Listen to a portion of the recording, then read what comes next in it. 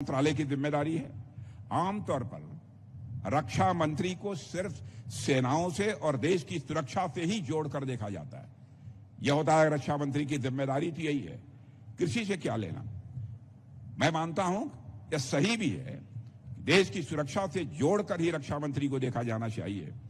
हमारा तो काम ही है देश की सुरक्षा व्यवस्था को मजबूत रखना, लेकिन इस जिम्मेदारी में भी अंदर का किसान आज भी मेरे अंदर से नहीं गया है। बहनों भाइयों, मैं कहना चाहूंगा,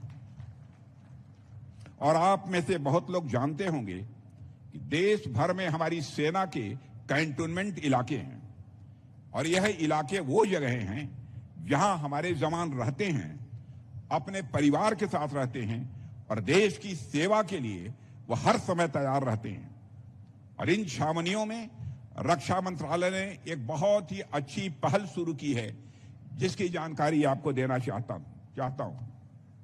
पहले क्या होता था, सेना के जवानों को सब्जी, फल और दूसरी खाने की चीजें बाहर से मंगवानी पड़ती थी। दूर दूर से ट्रकों में सब्जियां आती थी।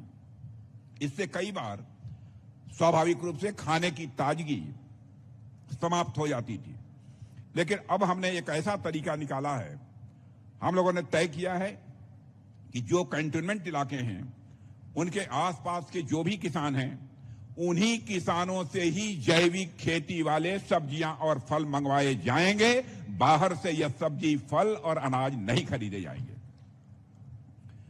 यानी कि आप किसान भाई अपने खेतों में जैविक तरीके से बिना किसी केमिकल खाद के जो सब्जियां और फल उगाते हैं, वह सीधे हमारे जवानों की थाली में पहुंचेगा। मेरे किसान भाइयों, इससे आपको स्वाभाविक एक फायदा होगा, क्योंकि आपकी पैदावार को आप हमारे किसानों तक पहुंचाया जाएगा, उसकी अच्छी कीमत आपको मिलेगी। और दूसरी ओर इससे हमारे जवानों को भी फायदा हो रहा है, क्योंकि उन्हें ताजा भोजन मिल रहा है, साफ भोजन मिल रहा है। साथियों, हमने अपने किसानों को आर्थिक रूप से सुदृढ़ करने के लिए हमारी सरकार ने सेनाओं में पिछले कुछ वर्षों से मिलेट्स यानी स्त्री अन्न के आटे को बढ़ावा दिया है। मैं समझता हूं स्त्री अन्न से अब हिंदुस्तान का हर किसान अच्छी तरह परिचित है। स्त्री अन्न मतलब ज्वार, स्त्री अन्न मतलब बाजरा, रागी के बने आटे, इनको हमने सेनाओं में अब उपलब्ध कराना प्रारंभ कर दिया है। हमने कैंटीन स्टोर्स डिपार्टमेंट, इसे सीएसडी कहते हैं, उसमें भी बड़ी संख्या में स्त्री अन्न और प्राकृतिक उत्पादों को स्थान भी दिया है। मुझे बताया गया है कि हमारी इस पहल से पिछले कुछ महीनों में कैंटोनमेंट के आसपास के किसानों की आय में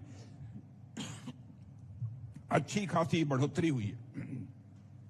और सबसे अच्छी बात यह है कि इससे हमारे किसानों को जैविक खेती के लिए स्वाभाविक रूप से प्रोत्साहन मिल रहा है।